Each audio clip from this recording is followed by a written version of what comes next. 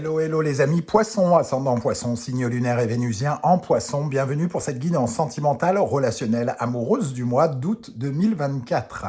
Relationnelle pour toutes les personnes qui sont par exemple en couple et qui n'ont absolument pas d'interrogation, que tout se passe bien. Ou pour toutes les personnes qui s'en foutent de l'amour et qui n'ont pas de questions à ce sujet, mais qui s'interrogent sur une relation amicale, familiale ou professionnelle. Je vous rappelle que ce tirage ne peut absolument pas parler à tous les poissons, j'en suis bien désolé. Prenez uniquement les messages qui vibrent avec ce que vous vivez, bien entendu, et n'hésitez pas à adapter mon vocabulaire à votre situation. Je vous encourage, quoi qu'il en soit, tous et toutes, à regarder la vidéo de votre signe ascendant et de vos signes lunaires et vénusiens si vous les connaissez, pour avoir de plus amples détails, et ça correspondra un peu plus à un tirage personnalisé. Ce tirage, bien évidemment, peut parler à certains poissons dès à présent et parler à d'autres un peu plus tard, au mois d'août, voire au début du mois de septembre. N'hésitez pas à revenir plus tard si ça ne vous parle pas tout de suite. Ok, quelle est l'énergie principale qui vous accompagnera en août? N'oubliez pas de liker, de partager et de vous abonner à la chaîne. L'étoile inversée. Alors, avec l'étoile inversée, on est un petit peu dans le rêve, dans l'illusion. Alors peut-être que vous êtes beaucoup dans votre tête et peu dans le concret actuellement par rapport à des désirs que vous avez, hein.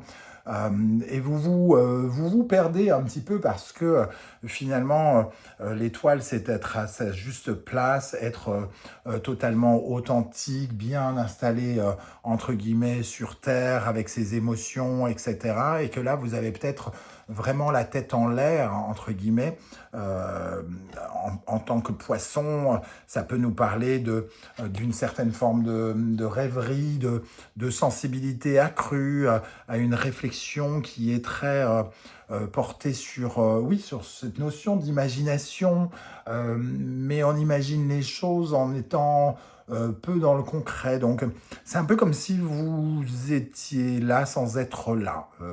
Peut-être qu'au sein du couple, vous êtes entre guillemets un peu absent parce que si on parle de couple, peut-être que vous avez tellement de pensées qui s'évadent un peu partout que finalement vous n'êtes pas vraiment là.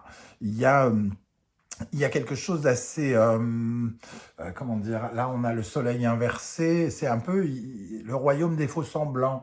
Donc un peu comme si votre tête avait besoin de s'illuminer ailleurs que dans votre vie terrestre, hein. Vous avez besoin de réfléchir, de rêver à d'autres choses, parce que concrètement, il vous manque peut-être quelque chose. Alors, c'est peut-être pas un manque sentimental, ça peut être un manque de bonheur professionnel ou d'épanouissement professionnel qui a une influence sur votre rêverie, et cette rêverie a une influence sur votre couple, par exemple. Vous rêvez peut-être, entre guillemets, beaucoup de l'amour parfait pour certains, notamment les célibataires, ou alors vous êtes dans l'illusion et vous ne voyez pas véritablement les choses telles que vous devriez les voir. Il y a comme une sorte de fuite de la réalité, un petit peu, avec cette étoile inversée. On se sent peut-être un peu perdu. On se sent peut-être un peu perdu, et peut-être qu'on peut même aller plus loin pour certains, on ne se sent pas aidé. On ne se sent pas aidé, pas orienté quelque part dans sa vie, et donc on a peut-être besoin de se raccorder un petit peu plus aux besoins qu'on nous tend d'une main, de se sentir aimé peut-être différemment, peut-être se faire aimer davantage par les prières que l'on peut envoyer dans le monde invisible. On va essayer d'en savoir un peu plus avec le reste du tirage, et notamment l'oracle de la musique ici. La première énergie, le saxophone. Alors, le saxophone, lui, nous parle de volupté, de passion, d'une certaine forme de désir, hein. Ici, pour moi, c'est comme si vous étiez dévoué corps et âme à quelque chose et que ça prenait toutes vos pensées, toute votre inspiration, toute votre imagination, toutes vos émotions aussi quelque part, hein. Il y a quelque chose qui vous fascine ou qui vous motive ici, qui vous fait très très envie et qui peut être totalement à l'extérieur de votre vie amoureuse, à moins que vous soyez très dans le désir de quelque chose qui n'est pas forcément là, mais dont vous rêvez pour l'instant. Alors, il peut être là, mais c'est surtout vous qui l'imaginez de cette façon-là, hein, dans un premier temps. Cette énergie, hein, le saxophone, c'est un peu comme si vous offriez votre cœur à quelque chose ou quelqu'un, sans pour autant vous sentir totalement au bon endroit, ou encore ça reste flou, il y a encore des incertitudes, euh, comme on ne se sent pas peut-être connecté, ou il y a peut-être un manque d'authenticité actuellement qui fait qu'on se sent peut-être attiré par la rêverie. À côté de ça, nous avons la musique du monde. La musique du monde, elle représente un besoin d'évasion, un besoin d'aller vers de nouvelles choses, de tracer votre route, d'aller chercher quelque chose que vous n'avez pas ici. Peut-être d'aller chercher de nouvelles aventures aussi. Un peu le besoin de vous éclipser. Alors, vraiment, il y a vraiment cette notion, vous éclipser, c'est un peu ne pas être là, hein, comme je disais, vous êtes là sans être là, vous êtes peut-être, sans vous en rendre compte, peu investi dans votre vie amoureuse parce que vous êtes parti dans un monde au-delà des réalités, un peu imaginaire, et vous avez besoin de vous évader et d'aller chercher dans le rêve des choses que vous n'avez pas totalement dans votre vie actuellement. Voilà comment je ressens les choses. Vous cherchez une certaine forme d'harmonie, hein, très probablement. Ok, l'harmonie qui peut être représentée effectivement par l'étoile d'une certaine manière. L'étoile, c'est celle qui trouve. Donc il y a une certaine forme de recherche, d'orientation ici, de positivité, d'optimisme. On s'accroche, on s'appuie sur tout ce qui peut créer de l'optimisme, même si c'est de la rêverie. Ok, on va continuer à déployer un peu ce tirage. Je vous rappelle que vous pouvez retrouver les références des oracles et tarots que j'utilise dans la barre d'infos, notamment l'oracle de la musique que j'ai créé. Je vous ai même créé une présentation de l'oracle, une vidéo de présentation si vous désirez le découvrir, et vous retrouverez également le lien pour le commander. Vous trouverez également les différentes guidances que j'ai effectuées pour votre signe, notamment quelle est la bonne surprise qui vous attend en août, la guidance générale, la guidance du second semestre 2024 a été postée également, et les messages que vos guides cherchent à vous transmettre.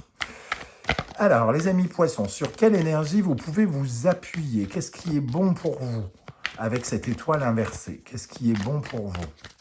On dirait que fuir la réalité n'est pas forcément bon pour vous. Elle remet comment dire, elle remet à plus tard quelque chose, quelque part. Alors, qu'est-ce qui est bon pour vous, les amis poissons, ascendant poissons, signe lunaire et vénusien en poissons? Le tauri. Le tauri, c'est justement d'aller chercher la solution par rapport à quelque chose de neuf. Hein. Le tauri, c'est la porte. Vous cherchez probablement à ouvrir une porte sentimentale, une porte professionnelle ou autre, mais qui a une influence, une incidence sur votre vie émotionnelle, amoureuse. Parce qu'ici, il y a peut-être une sorte de blocage, et vous attendez un dénouement, une réponse qui tarde à venir, qui pourrait vous délivrer. Et la délivrance, elle est un peu retardée, semble-t-il, mais elle n'est pas loin d'arriver, hein, parce qu'un nouveau jour se lève ici avec le soleil levant, et le tauri nous dit qu'il y a une porte qui arrive. Peut-être un peu de patience qu'il faut avoir ici. Hein. Quelle est l'énergie qui, au contraire, mériterait d'être rééquilibrée, qui vous freine, qui vous paralyse actuellement? Sur quoi vous pourriez être amené à travailler pour vous sentir mieux émotionnellement, sentimentalement, affectivement? La femme. Ici, votre imagination. Avoir des idées, communiquer, faire grandir quelque chose par votre réceptivité. Alors, ici, on parle d'imagination, votre créativité peut-être par rapport à une volonté de vous évader, peut être limitée parce que vous êtes un peu dans le rêve. Et ici, la femme qui est aussi représente aussi la créativité, représente les ressentis. Vous êtes peut-être trop justement dans les ressentis et assez peu dans l'action et assez peu dans la présence, l'ancrage. C'est peut-être comme ça que ça nous parle, hein. Donc, c'est peut-être à fuir un peu trop les réalités, quelque part. Vous vous déconnectez un petit peu de vos vraies émotions et de ce qu'il y a à vivre d'une certaine manière. Quel conseil l'univers souhaite-t-il vous transmettre avec cette étoile inversée? Quel conseil pour les poissons, ascendant poissons, signe lunaire et vénusien en poissons pour le mois d'août? On est encore dans l'énergie de la rêverie, hein. Balance, Vénus, poisson, Neptune, l'illusion de l'autre, une vision édulcorée de la vérité. On a tendance à rêver sa vie, à rêver l'autre, à rêver les liens, plutôt que de les vivre réellement. On voit quelque chose qui vous sépare, comme si vous étiez, encore une fois, absent. Quelque chose qui vous éloigne de votre chéri ou de votre bien-aimé ou de la personne qui vous est destinée. C'est un peu comme si on vous disait de vivre plus concrètement votre rapport à l'autre et de guérir peut-être votre rapport à l'autre, pour certains même, hein. C'est-à-dire de ne pas vivre dans l'illusion et de regarder les autres pour ce qu'ils sont véritablement, ce qu'ils peuvent véritablement vous apporter.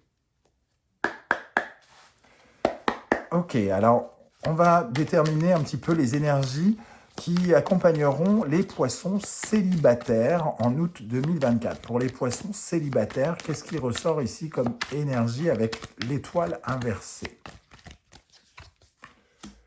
Le 7 de denier, ok, le jardinier un peu du tarot, hein, celui qui sème des petites graines.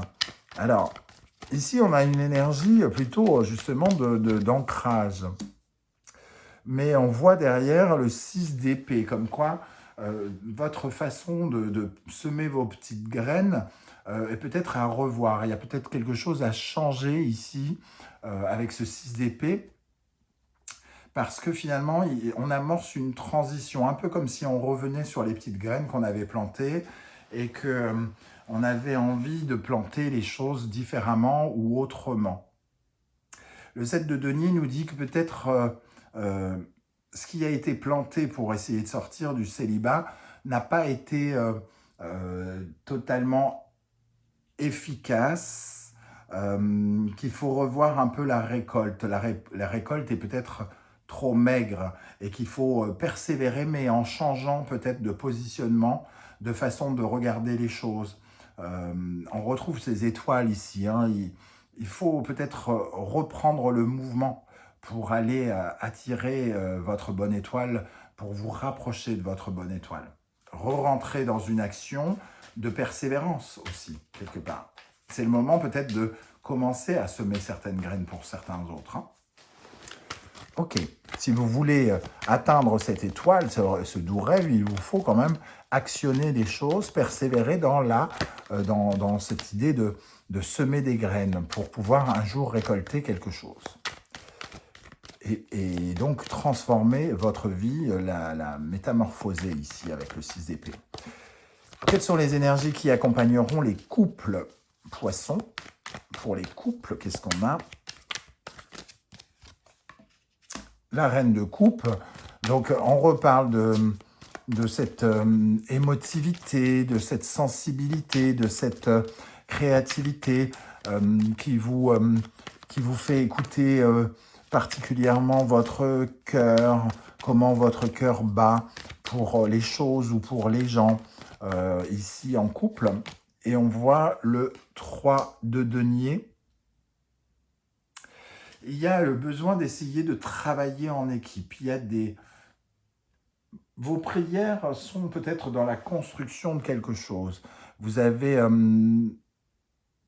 votre sensibilité est tournée vers le fait de construire quelque chose avec l'autre, avec votre conjoint, d'avoir une certaine forme de succès dans votre façon de vous engager, de vous rapprocher, de travailler ensemble. Ici, il y a vraiment le besoin de peut-être se libérer aussi d'une certaine forme d'émotivité qui n'est pas axée vers le couple. C'est un peu réoffrir votre cœur pour construire quelque chose à deux. Parce que vous êtes peut-être trop concentré sur autre chose qui attire trop vos pensées, votre rêverie. Alors qu'il y a quelque chose possiblement à construire ici en couple. Des projets qui peuvent attirer beaucoup de succès d'une certaine manière, mais ça demande une certaine forme d'implication émotionnelle peut-être. On attend aussi quelque part de l'aide de l'autre, hein, du soutien avec cette reine de coupe. Elle attend d'être aimée pour pouvoir se sentir, avoir une certaine forme de succès. Voilà les amis poissons, comment je ressens ce tirage. Je ne sais pas du tout, mais alors du tout si ça va vous parler et comment. Je suis très impatient de voir si vous commentez et de quoi vous allez me parler pour voir un peu comment ça résonne chez vous. Et si vous ne souhaitez pas étaler votre vie sur YouTube, vous le savez, ne serait-ce que de mettre un coucou, un émoticône de votre choix juste pour me soutenir, c'est super. Merci à tous. Je remercie d'ailleurs ceux qui like, qui partagent, qui commentent, qui s'abonnent. C'est super important. Merci à vous. Merci à toutes les personnes qui ont fait l'acquisition de mes oracles. Merci à vous également. On se retrouve très bientôt pour une nouvelle guidance, cette fois-ci professionnelle, vie quotidienne. En attendant, prenez bien soin de vous les amis poissons. Merci d'être là et à très bientôt. Ciao, ciao.